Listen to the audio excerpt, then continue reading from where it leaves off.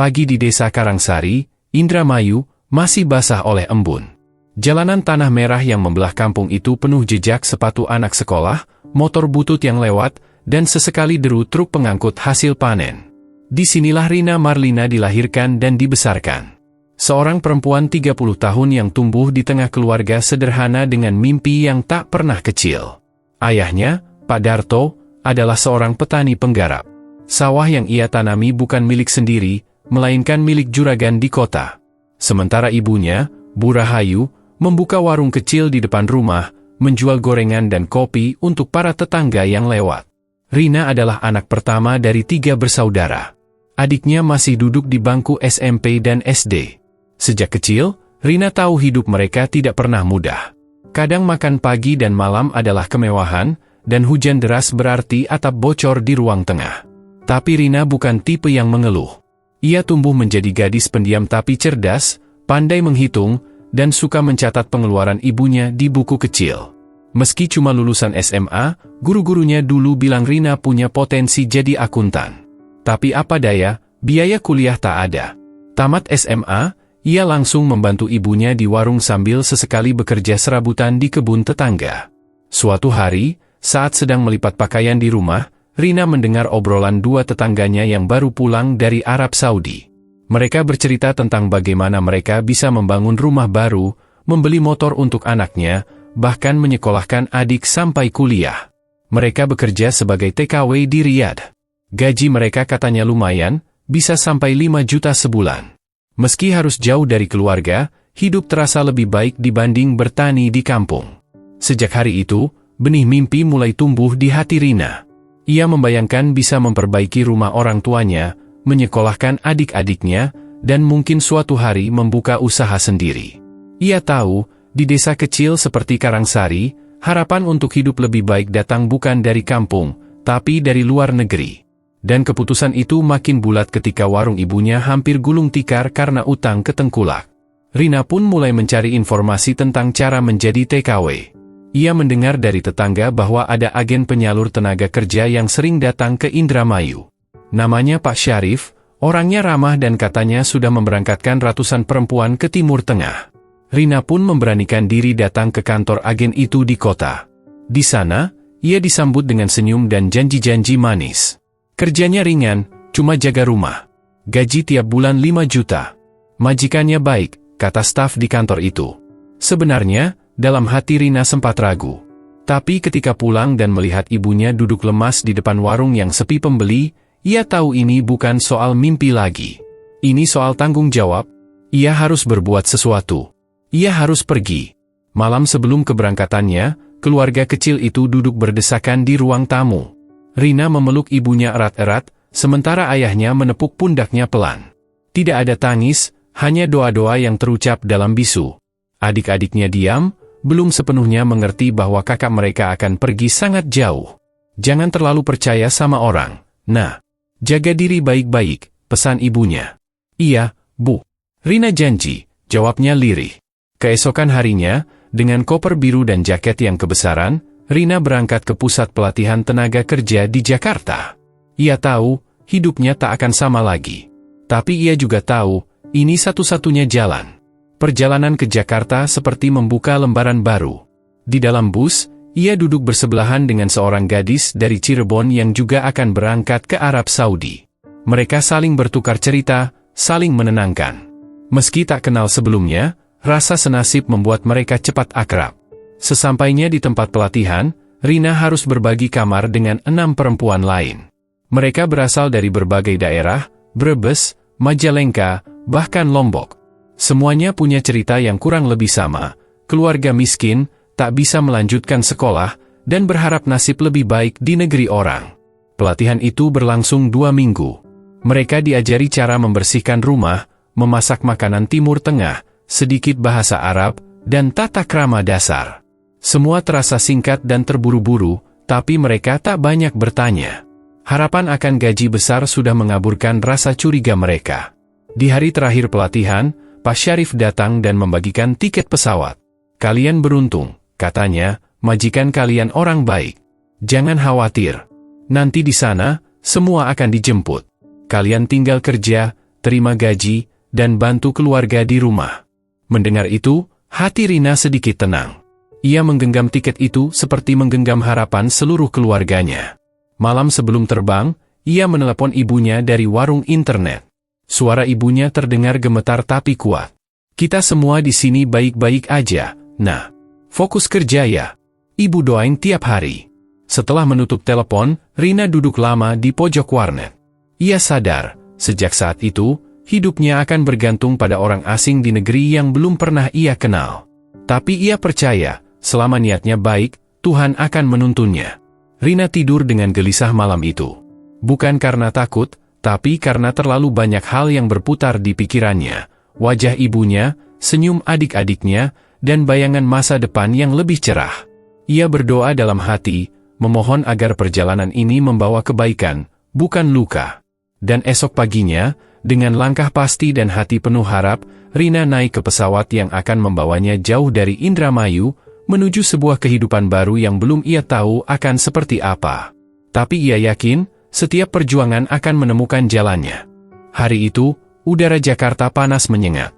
Rina duduk di ruang tunggu agen penyalur kerja, mengenakan kemeja biru muda dan celana panjang hitam, pakaian terbaik yang ia miliki. Di depannya, seorang pria berusia 50-an dengan perut buncit dan senyum yang tak pernah lepas dari wajah, memperkenalkan diri sebagai Pak Syarif. Kantornya sederhana, di sebuah ruko 2 lantai di daerah Kalideres, penuh tumpukan map dan poster-poster bergambar wanita berjilbab dengan senyum lebar, disertai tulisan, "Bekerja di luar negeri masa depan cerah."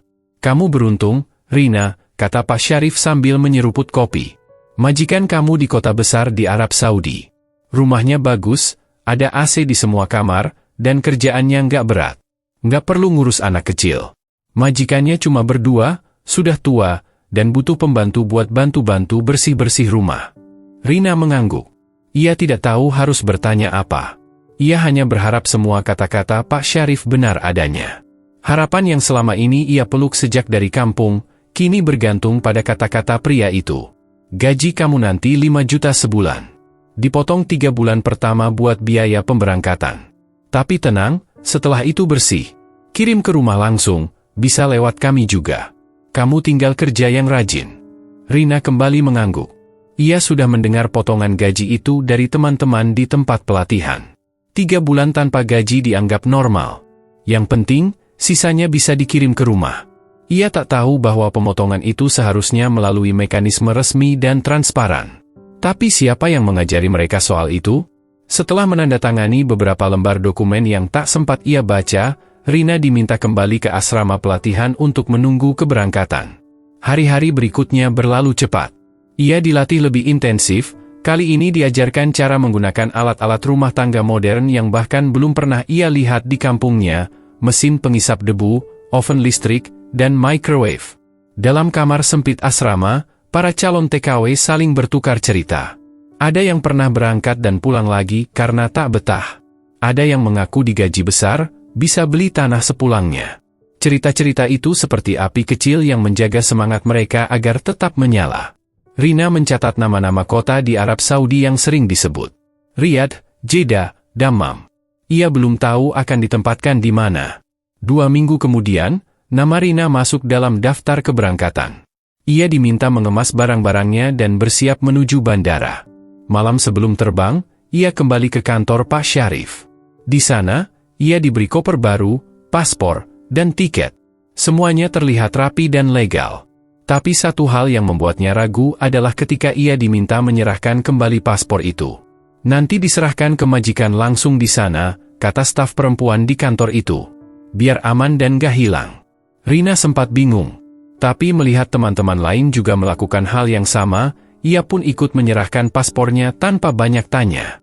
Itu adalah keputusan pertama yang diam-diam ia sesali kemudian. Di Bandara Soekarno-Hatta, suasana haru terasa kental. Beberapa teman Rina dijemput keluarganya untuk mengantar. Tangis dan peluk tak terhindarkan. Rina sendiri hanya memandangi layar ponsel kecil yang ia pegang, membaca ulang pesan terakhir dari ibunya. "Jangan sedih ya, Nak. Semua demi masa depan.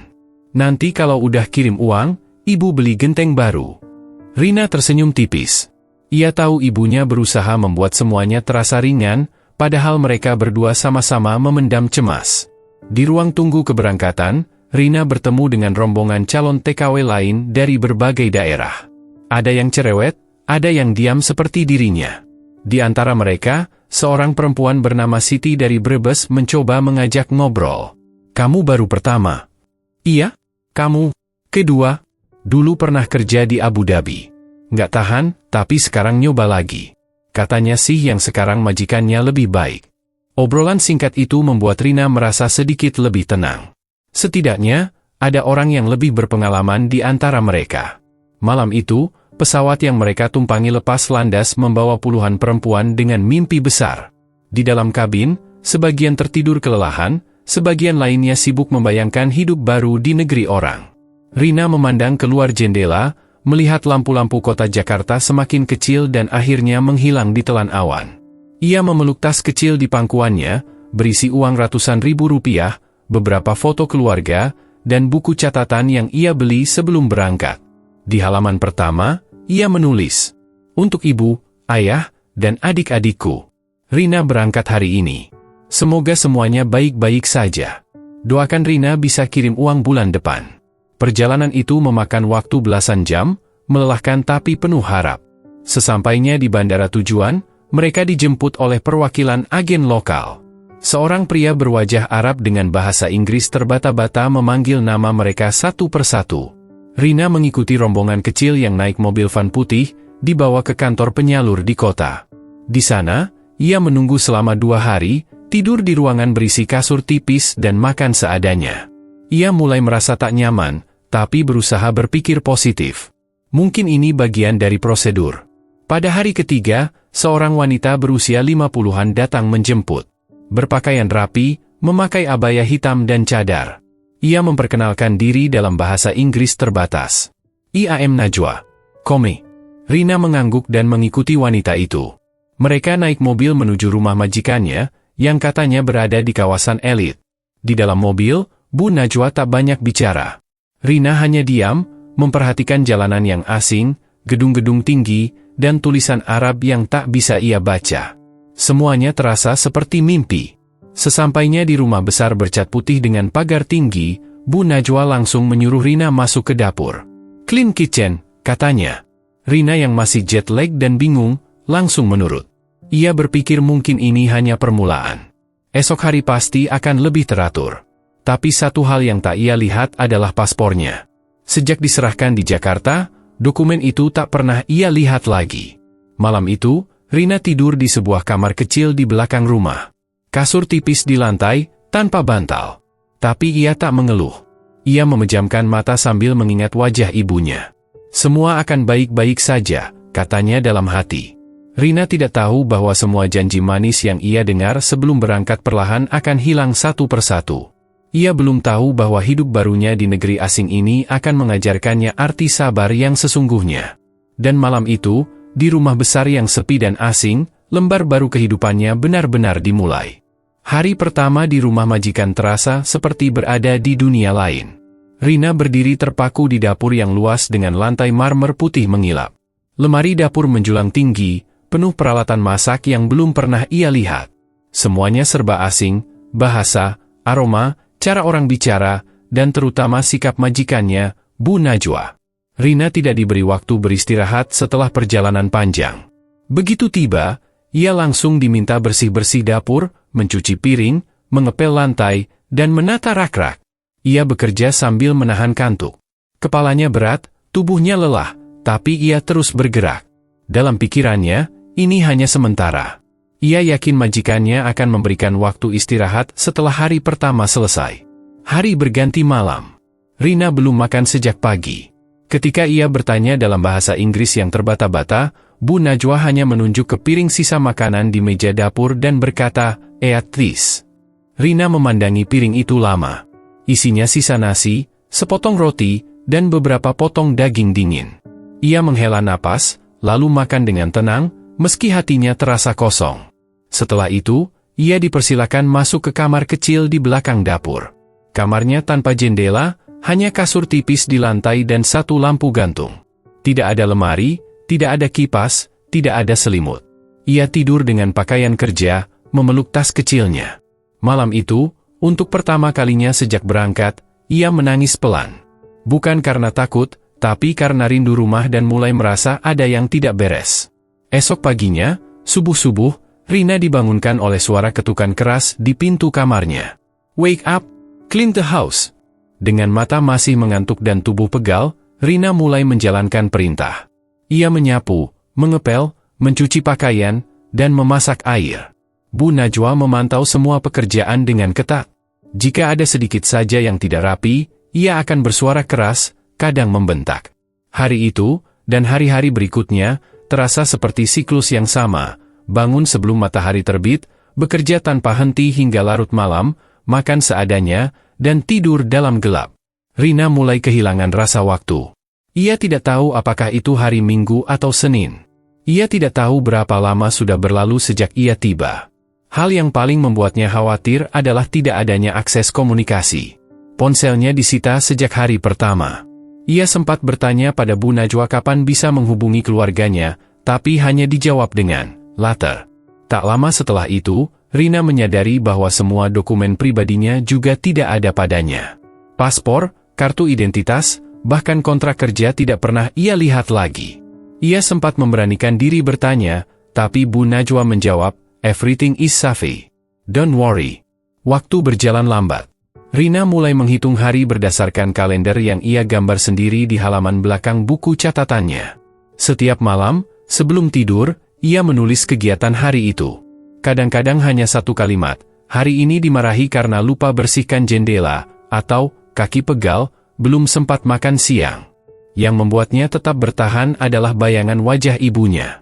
Ia membayangkan ibunya duduk di depan warung, menatap jalanan, berharap anak perempuannya akan segera mengirim kabar. Ia tahu, di kampung sana, tak ada yang tahu seperti apa hidupnya kini. Meski pekerjaan berat, Rina selalu berusaha menyelesaikannya dengan baik. Ia percaya, kerja keras akan membawa hasil. Tapi harapan itu mulai terkikis ketika gaji pertamanya tak kunjung datang.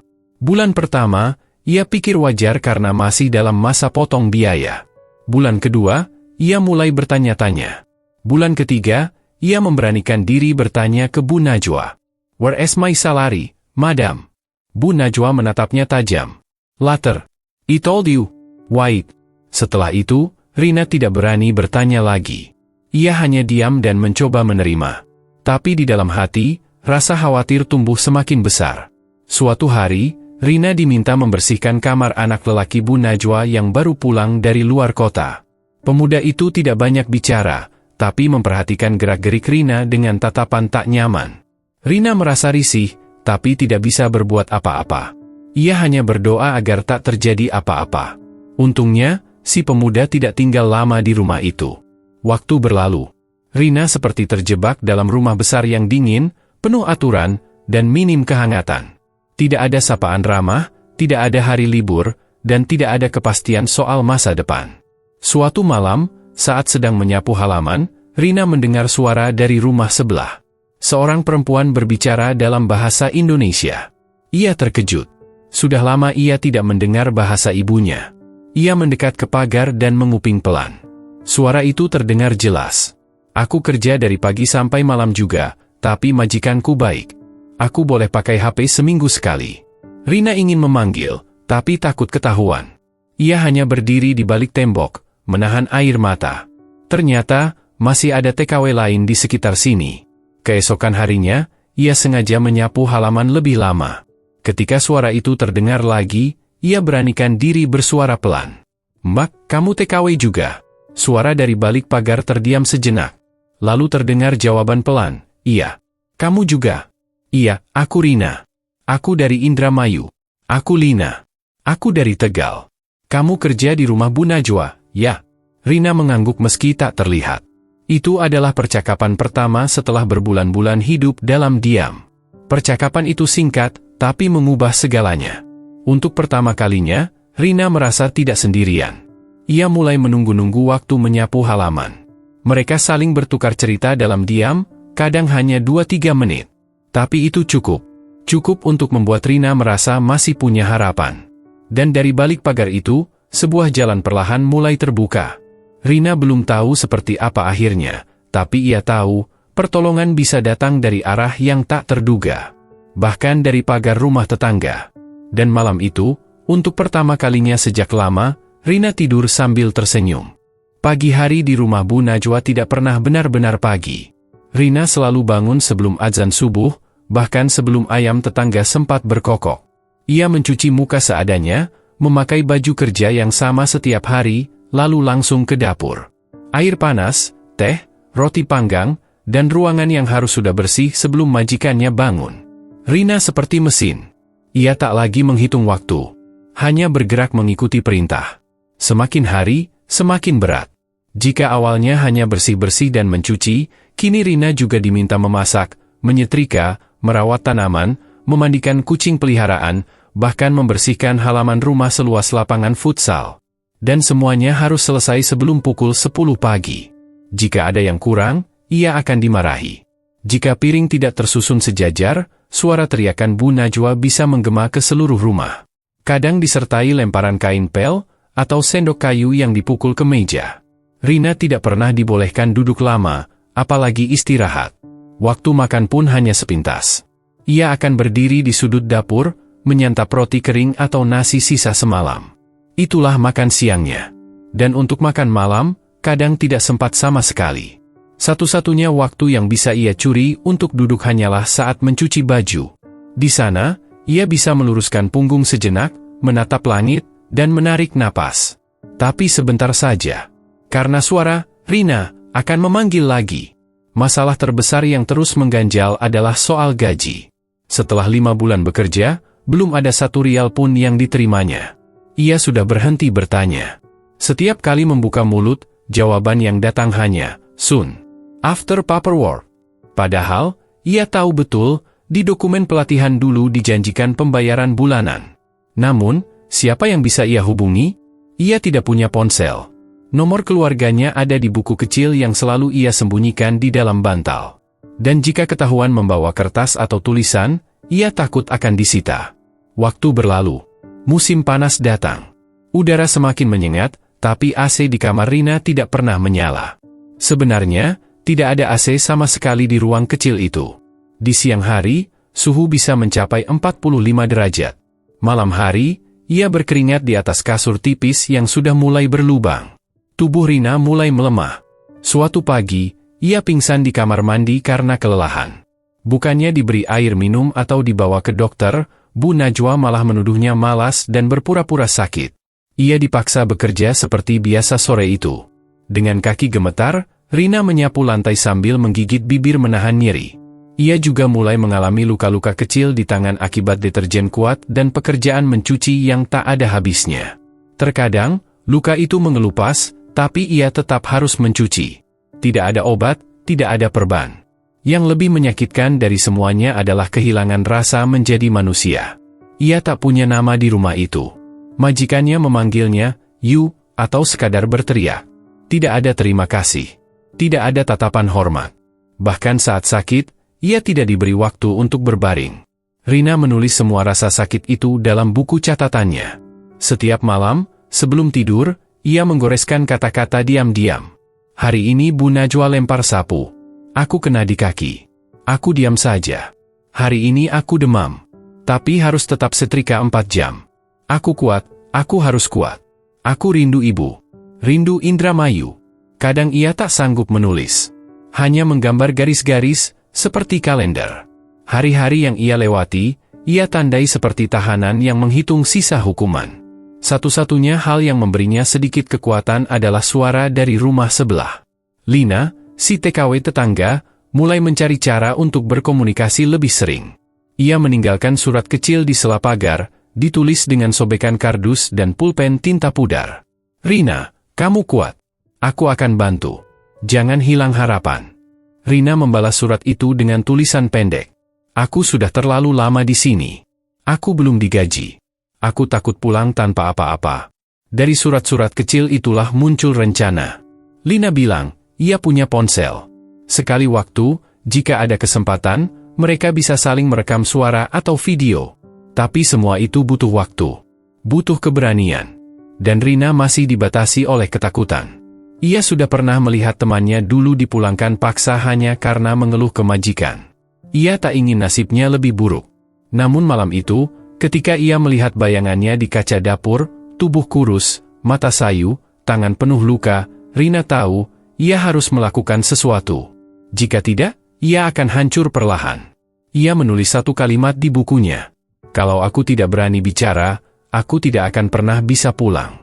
Dan kalimat itu, walau sederhana, adalah nyala api kecil yang mulai menyalakan keberaniannya kembali. Malam-malam di rumah Bu Najwa menjadi lebih panjang dari biasanya. Rina mulai merasa waktu bergerak lambat, seperti sengaja menyiksa. Ia masih melakukan rutinitas yang sama setiap hari, bangun sebelum subuh, menyelesaikan pekerjaan tanpa jeda, lalu tidur dengan tubuh nyeri dan pikiran kosong. Tetapi sekarang, ia mulai merasa ada yang hilang dalam dirinya. Harapan. Sudah hampir 1 tahun berlalu sejak Rina pertama kali menginjakan kaki di negeri ini. Tak ada satupun kabar dari rumah. Ia tak tahu apakah ibunya sehat, apakah adik-adiknya masih sekolah, atau apakah surat-surat yang pernah ia titipkan melalui pekerja migran lain sampai ke kampung. Ia tidak pernah mendapat jawaban. Buku catatan yang dulu penuh tulisan kini mulai kosong. Beberapa halamannya hanya berisi titik-titik, garis-garis, atau gambar bulan sabit. Kadang ia hanya mencoret satu huruf, lalu diam.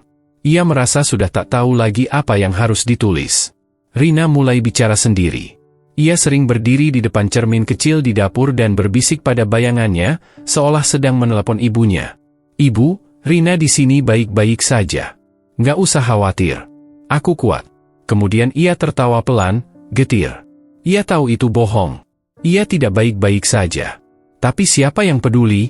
Rina mulai berpikir bahwa mungkin inilah takdirnya. Mungkin memang harus seperti ini. Ia pernah mendengar kisah TKW lain yang hilang bertahun-tahun, tak pernah kembali. Mungkin ia akan jadi salah satunya. Namun setiap kali pikirannya mulai gelap, suara dari balik pagar rumah tetangga datang menyelamatkan. Lina tetap menjadi satu-satunya harapan kecil di tengah kesunyian. Perempuan itu tak pernah lelah mengirimkan potongan semangat. Suatu malam, Lina menyelipkan kertas kecil melalui celah pagar. "Besok malam, aku akan coba bawa HP. Kalau kamu bisa, bisikan saja ceritamu. Aku akan rekam." Rina menggenggam kertas itu lama. Ia membaca ulang berkali-kali. Hatinya berdebar. Di satu sisi, ia takut ketahuan. Tapi di sisi lain, ia tahu ini adalah satu-satunya kesempatan untuk bersuara. Satu-satunya cara untuk keluar dari penjara tak kasat mata ini. Keesokan malamnya, ia menunggu waktu menyapu halaman. Ia sengaja memperlama waktu, menunggu sinyal dari Lina. Ketika lampu rumah tetangga menyala terang, dan terdengar suara pelan dari balik pagar, "Rina, bisa sekarang?" Dengan gemetar, Rina mendekat. Di tangan Lina, ada ponsel kecil. Layar redup, kamera sudah menyala. Lina hanya berkata, "Bicara saja. Aku akan rekam, nanti aku kirim ke teman di Jakarta." Rina menelan ludah. Ia menunduk sebentar, lalu memejamkan mata. Dalam bisikan pelan tapi tegas, ia mulai bercerita. "Nama saya Rina Marlina. Saya TKW dari Indramayu. Saya sudah hampir 1 tahun kerja di sini. Saya belum digaji. Saya kerja dari pagi sampai tengah malam. Kadang saya sakit, tapi tetap disuruh kerja. Majikan saya kasar. Saya tidak punya HP. Tidak bisa menghubungi keluarga. Saya hanya ingin pulang ke Indonesia." Suaranya bergetar. Ia nyaris menangis. Tapi Lina mengangkat jempol, memberi isyarat bahwa semuanya terekam dengan baik. "Terima kasih, Rina. Aku akan kirimkan ini. Semoga ada yang dengar." Malam itu, Rina tidak bisa tidur. Ia gelisah. Pikirannya campur aduk. Di satu sisi, ia takut besok akan ada yang datang dan marah padanya. Tapi di sisi lain, ada secercah harapan yang kembali tumbuh. Mungkin, kali ini, ada yang akan peduli. Hari-hari berikutnya, Rina terus bekerja seperti biasa. Tapi ia mulai memperhatikan hal-hal kecil yang dulu luput dari matanya, suara burung di pagi hari, cahaya matahari yang menyelinap masuk lewat celah dapur, suara anak kecil yang bermain bola di jalanan. Ia merasa, entah bagaimana, hidup ini masih menyimpan sisi indahnya. 1 minggu setelah rekaman itu dibuat, Lina kembali memberikan kabar. "Videomu sudah dikirim. Temanku sudah posting di media sosial. Banyak yang komentar. Ada yang janji bantu. Rina menahan napas. Jantungnya berdetak cepat. Beneran, Mbak? Ada yang lihat? Iya, nah. Sudah ratusan like. Ada aktivis juga yang bilang mau teruskan ke KBRI. Rina terdiam. Untuk pertama kalinya, ia merasa didengar. Suaranya, yang selama ini hanya menggema di dalam tembok rumah besar itu, kini telah menembus layar-layar ponsel orang-orang di luar sana. Tapi ia tidak ingin berharap terlalu tinggi. Ia tahu, belum tentu ada yang benar-benar bergerak.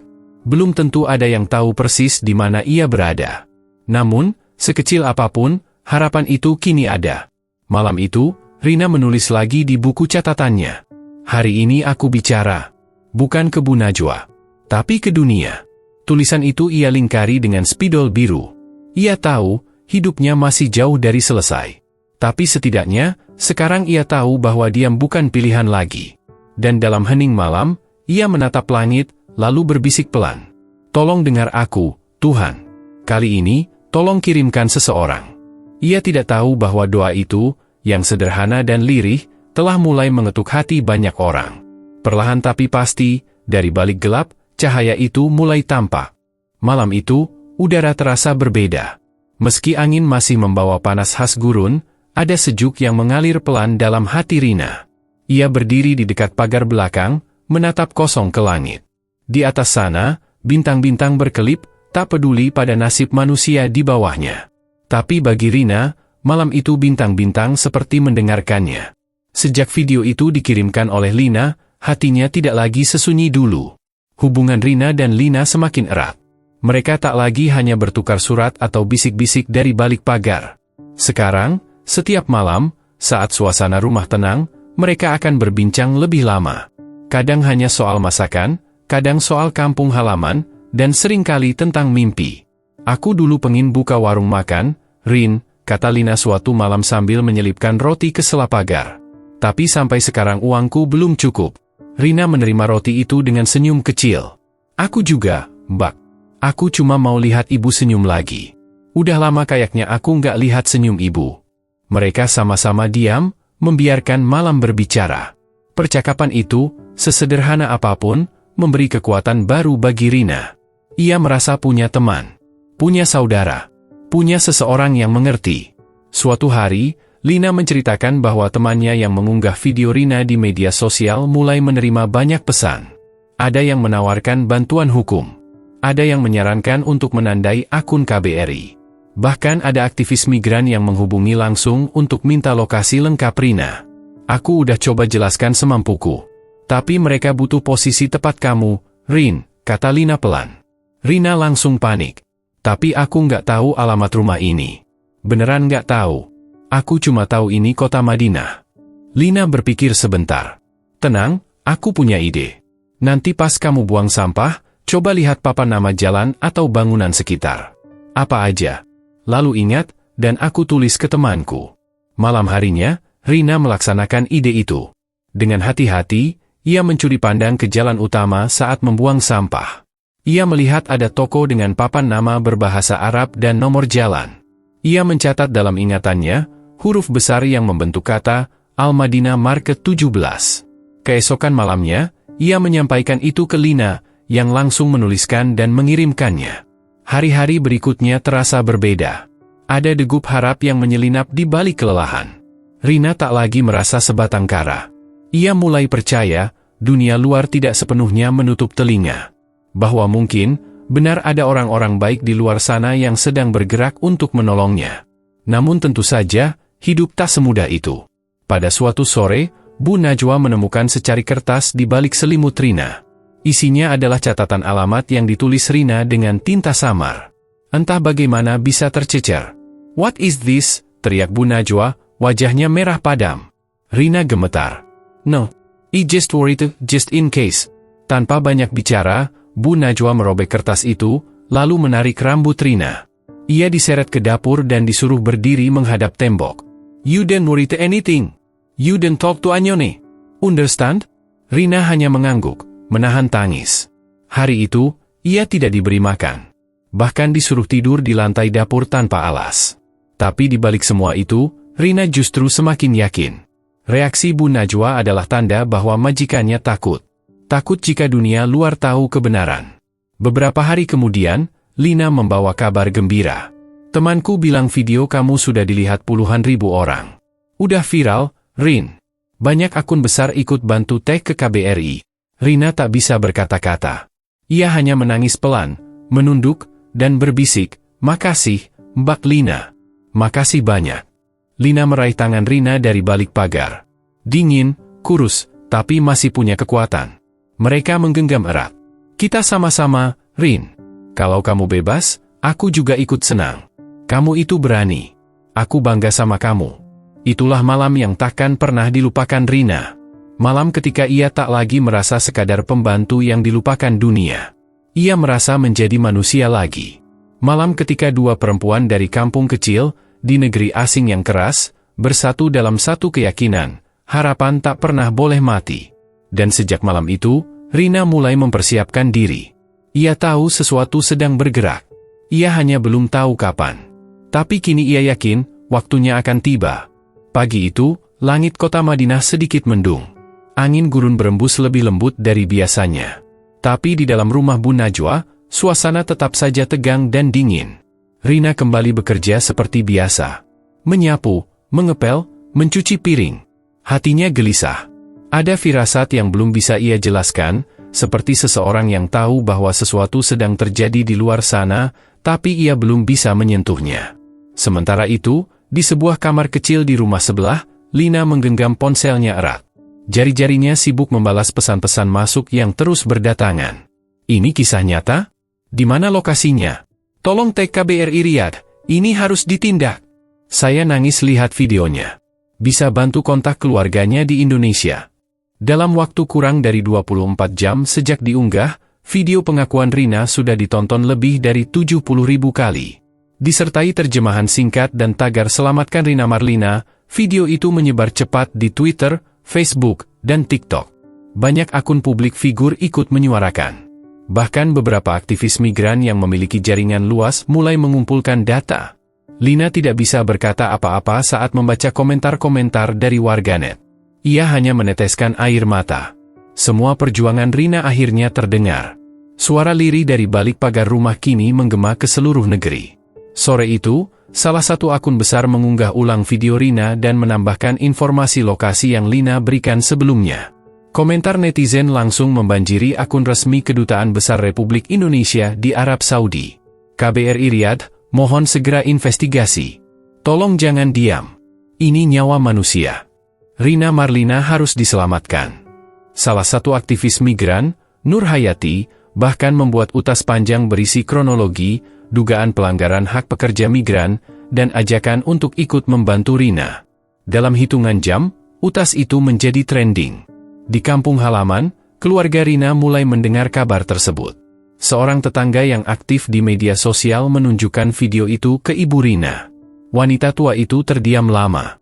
Air matanya mengalir deras. Ia mengenali suara anaknya. Ia mengenali wajah lelah itu. "Itu Rinas, itu anak saya." Keluarga Rina langsung menghubungi Dinas Ketenagakerjaan Daerah dan mencoba mencari kontak ke Kementerian Luar Negeri. Semua saling bantu.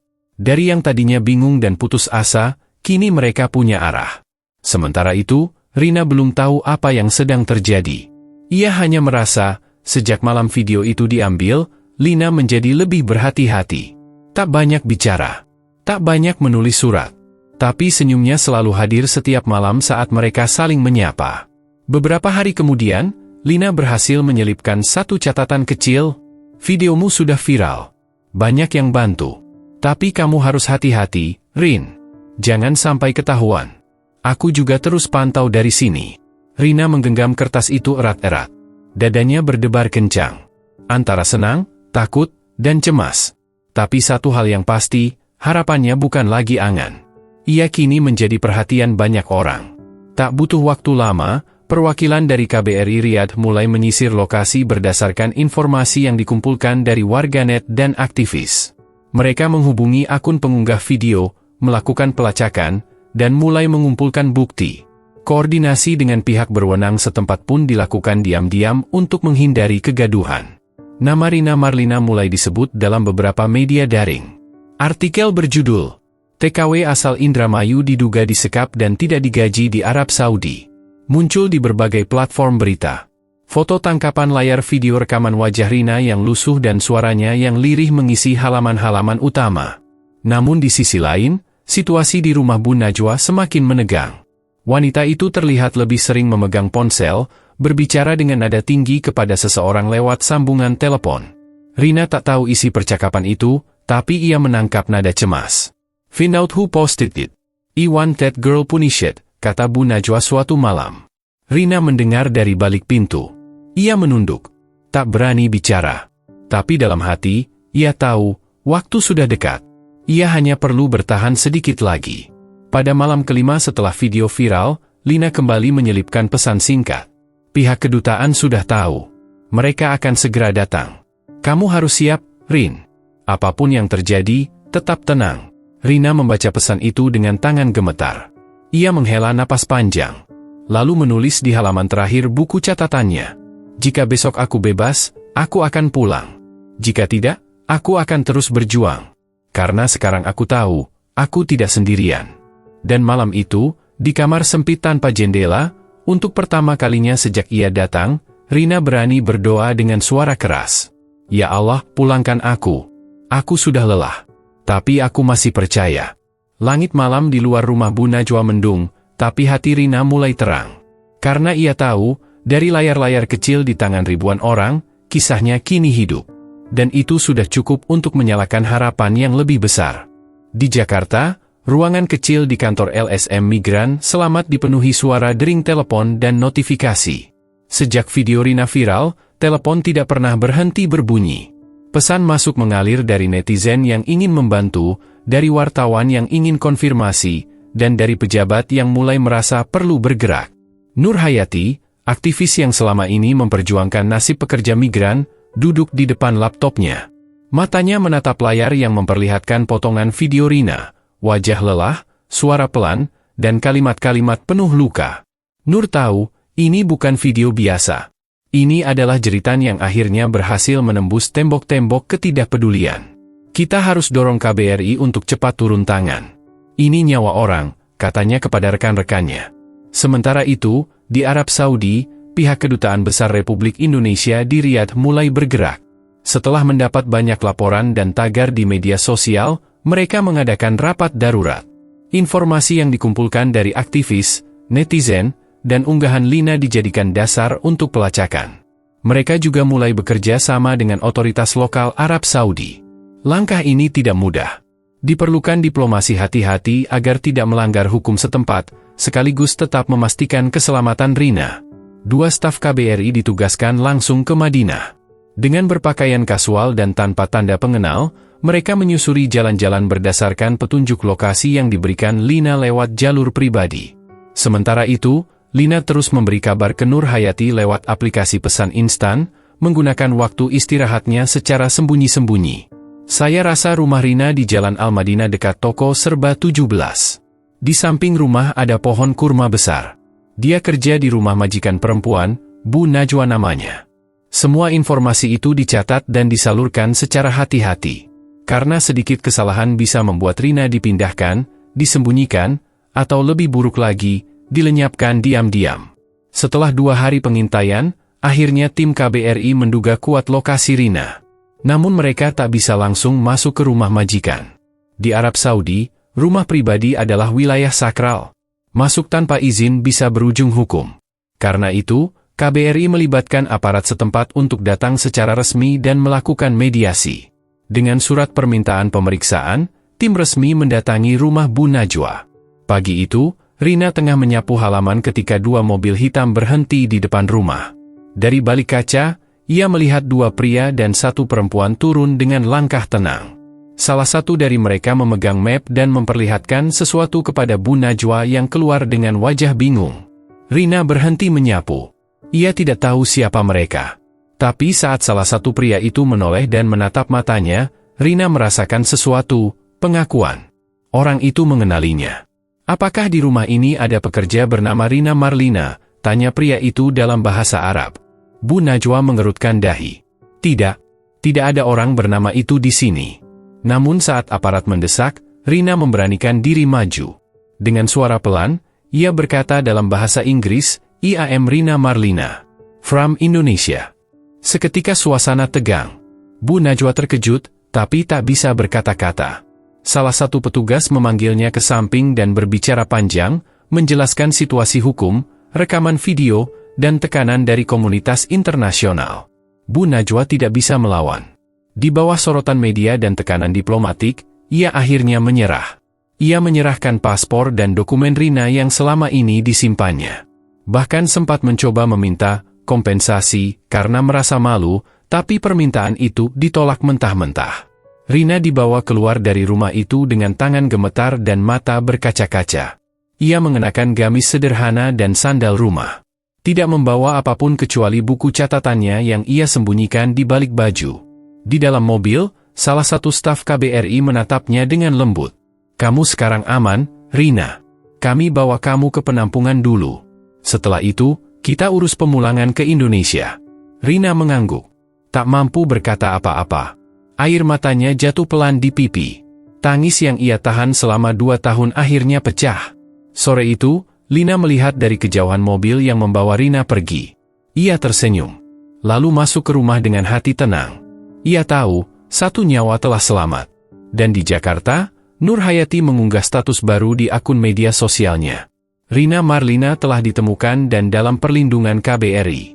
Terima kasih untuk semua netizen, relawan, dan sesama pekerja migran yang tidak lelah bersuara. Ini bukan akhir, tapi awal dari perjuangan kita. Tagar "Selamatkan Rina" berubah menjadi "Rina Selamat". Ribuan komentar mengalir, menyambut kabar itu dengan syukur dan doa. Nama Rina Marlina menjadi simbol baru bagi perjuangan dan solidaritas pekerja migran di seluruh dunia. Dan di sebuah penampungan kecil di kota Madinah, Rina duduk di atas kasur bersih, menatap jendela yang terbuka. Untuk pertama kalinya dalam 2 tahun, ia bisa melihat langit tanpa halangan. Ia membuka buku catatannya, menulis, "Hari ini aku bebas. Terima kasih, Tuhan. Aku tidak sendiri." Hari-hari pertama Rina di penampungan KBRI terasa seperti mimpi yang terlalu indah untuk dipercaya. Ia bisa tidur tanpa takut dibangunkan dengan bentakan. Ia makan 3 kali sehari, dengan makanan hangat dan bergizi. Bahkan ada dokter yang memeriksanya, menyatakan ia kekurangan gizi dan mengalami kelelahan kronis. "Kamu istirahat saja dulu, Rina. Nanti semua dokumen kita bantu urus," kata salah satu staf KBRI dengan suara lembut. Rina mengangguk pelan. Matanya masih menyimpan kelelahan panjang. Tapi di balik tatapan itu, mulai muncul cahaya. Cahaya harapan. Setiap harinya, staf KBRI dan relawan dari organisasi pekerja migran membantu Rina menyusun kembali identitasnya. Mereka mencocokkan data paspor, kontrak kerja, dan menghubungi keluarga Rina di Indramayu. Pihak keluarga menangis saat pertama kali berbicara dengan Rina lewat panggilan video. Wajah sang ibu terlihat menua, namun senyumnya tidak pernah hilang. "Nak, kamu masih hidup, Nak." "Ya Allah. Ibu, maafkan Rina. Rina nggak bisa kasih kabar." "Rina disita HP-nya, Bu." Tangis mereka menyatu, bahkan membuat beberapa staf KBRI meneteskan air mata. Di momen itu, semua kerja keras terasa terbayar. Namun di balik haru, proses penyelamatan Rina masih harus melewati berbagai tahapan hukum. KBRI bersama pengacara dan pihak otoritas setempat mempersiapkan laporan resmi terkait pelanggaran hak pekerja migran yang dialami Rina. Majikannya, Bu Najwa, dipanggil untuk dimintai keterangan. Meski awalnya menyangkal, bukti video, rekaman suara, dan keterangan dari Lina memperkuat posisi Rina. "Kami akan menuntut hak-hak Rina, termasuk gaji 2 tahun yang belum dibayarkan," kata pengacara dari tim hukum KBRI. Pihak keluarga Rina di Indonesia juga mendapat pendampingan dari LSM. Mereka membuat laporan resmi ke Kementerian Ketenagakerjaan. Media lokal dan nasional mulai meliput secara serius. Nama Rina Marlina terus menjadi perbincangan. Namun Rina sendiri memilih diam. "Aku nggak mau terkenal. Aku cuma mau pulang." Ia menolak diwawancarai, menolak tampil di media. Ia hanya ingin kembali ke kampung, memeluk ibunya, dan menata hidup dari awal. Namun sebelum dipulangkan, Rina diundang untuk hadir dalam pertemuan tertutup bersama perwakilan organisasi perlindungan pekerja migran. Di sana, Ia menceritakan kembali pengalamannya secara detail, dari awal berangkat, dijanjikan pekerjaan ringan dan gaji besar, hingga 2 tahun disekap dan tidak digaji. Cerita Rina menjadi bahan penting untuk evaluasi sistem perekrutan TKW ilegal dan lemahnya pengawasan agen tenaga kerja di Indonesia. Namanya, meski ia tak ingin, tercatat sebagai saksi kunci. 4 minggu setelah diselamatkan, akhirnya semua dokumen selesai. Tiket pesawat pulang ke Indonesia sudah di tangan. Hari keberangkatan pun tiba. Pagi itu, Rina berdiri di bandara internasional. Ia mengenakan gamis sederhana warna biru dan kerudung putih. Di tangannya hanya ada satu tas kecil berisi pakaian dan buku catatan yang tak pernah lepas dari pelukannya. Wajahnya tenang, meski matanya berkaca-kaca. "Terima kasih, semuanya. Saya nggak bisa balas apa-apa. Tapi saya doakan semoga Tuhan balas kebaikan kalian," katanya kepada staf KBRI. Mereka hanya tersenyum. Salah satunya memeluk Rina erat. "Kamu perempuan hebat, Rina. Jangan pernah lupakan ini." Saat pesawat tinggal landas, Rina menatap keluar jendela. Langit biru di atas timur tengah perlahan ditinggalkan. Ia tak membawa harta, tapi ia pulang dengan pelajaran, keberanian, dan kisah yang akan menginspirasi banyak orang. Dan di bawah sana, di bumi tempat ia pernah menderita, dunia telah berubah sedikit. Karena suara kecilnya berhasil mengguncang kesenyapan. Karena keberaniannya membuka jalan bagi ribuan perempuan lain untuk percaya, mereka tidak sendirian. Pesawat yang membawa Rina mendarat mulus di Bandara Soekarno-Hatta pada pagi yang cerah. Udara Indonesia yang lembab langsung menyapa wajahnya saat ia melangkah keluar dari pintu kedatangan. Napasnya berat, bukan karena lelah, tapi karena hatinya penuh dengan perasaan yang tak bisa dijelaskan, lega, takut, haru, bahagia, semuanya bercampur menjadi satu. Di balik barikade kecil yang memisahkan area kedatangan dengan tempat penjemputan, tampak beberapa orang berdiri. Salah satunya adalah seorang wanita tua dengan kerudung lusuh, memegang foto kecil yang mulai pudar. Saat mata mereka bertemu, waktu seperti berhenti sejenak. "Ibu, Rina." Pelukan itu pecah tanpa kata. Orang-orang di sekitar mereka menyingkir perlahan, memberi ruang untuk tangisan yang sudah 2 tahun tertahan. Sang ibu meraba wajah Rina, seolah ingin memastikan bahwa itu benar-benar putrinya. "Kamu kurusan, nak, tapi masih hidup. Syukur ya Allah, syukur." Rina menangis dalam pelukan itu. Semua yang pernah ia tahan kini mengalir begitu saja. Tak ada kamera, tak ada wartawan. Hanya keluarga, tangis, dan rasa syukur. Setelah pulang ke Indramayu, kehidupan Rina tidak serta-merta kembali seperti semula. Ia butuh waktu untuk menyesuaikan diri. Beberapa minggu pertama, ia lebih banyak menghabiskan waktu di rumah. Membantu ibunya di dapur, menulis di buku catatannya, dan sesekali menerima tamu dari LSM atau tetangga yang datang memberi dukungan. Nama Rina tetap jadi pembicaraan. Banyak yang ingin mewawancarainya, bahkan beberapa stasiun TV menawari honor besar agar ia mau tampil. Tapi Rina tetap menolak. Ia tidak ingin jadi bahan tontonan. Ia hanya ingin kisahnya menjadi pelajaran. Hingga akhirnya, ia diundang untuk berbicara dalam sebuah forum perlindungan pekerja migran di Jakarta. Awalnya ia ragu, tapi setelah didampingi oleh Nur Hayati dan perwakilan KBRI, ia menyetujui. Hari itu, di depan puluhan orang, aktivis, pejabat, mantan TKW, dan mahasiswa, Rina berdiri di podium kecil dengan mikrofon di tangannya. "Nama saya Rina Marlina. Saya pernah jadi TKW di Arab Saudi. Saya tidak digaji selama 2 tahun. Saya diperlakukan seperti bukan manusia. Tapi saya tidak datang ke sini untuk mengeluh.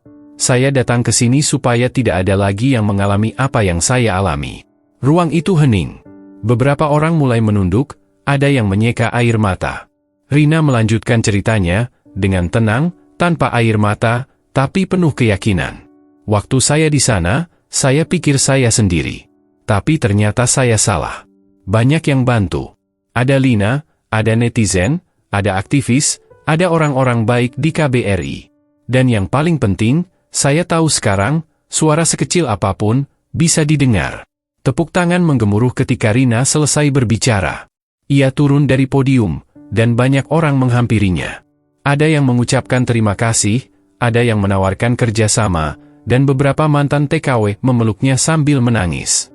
Sejak saat itu, Rina mulai bergabung dengan komunitas perlindungan TKI. Ia menjadi pembicara di beberapa acara kampung, mendampingi calon pekerja migran untuk memahami hak-haknya, dan ikut terlibat dalam advokasi bersama LSM Migran Selamat. Saya tidak sekolah tinggi, tapi saya tahu rasanya diinjak-injak. Itu cukup buat saya mau bantu yang lain, ujarnya pada suatu diskusi di balai desa. Dari korban, Rina berubah menjadi suara. Suara yang lahir dari luka, tapi memilih menjadi cahaya. Ia menulis artikel, mendampingi pelatihan, bahkan mulai mendokumentasikan kisah-kisah TKW lain di daerahnya. Namanya perlahan tak hanya dikenang sebagai korban, tapi sebagai penggerak. Sosok yang membuktikan bahwa penderitaan bisa diubah jadi kekuatan. Di rumah kecilnya di Indramayu, setiap malam Rina menulis di buku catatannya. Ia menulis bukan lagi untuk bertahan, tapi untuk berbagi.